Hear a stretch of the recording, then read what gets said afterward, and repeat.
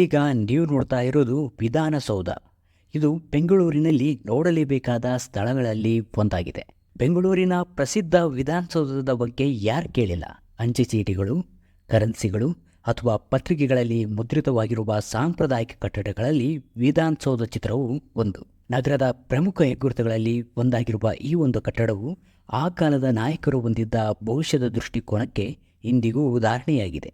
ಗಮನಿಸಬೇಕಾದ ಅಂಶವೆಂದರೆ ಕೇಂದ್ರ ಗುಮ್ಮಟವು ಸುಮಾರು 18 ಮೀಟರ್ ವ್ಯಾಸವನ್ನು ಹೊಂದಿದೆ ಮತ್ತು ಭಾರತದ ರಾಜ್ಯ ಲಾಂಛನದಂತೆ ಕಿಕ್ಕಿರಿದಿದೆ.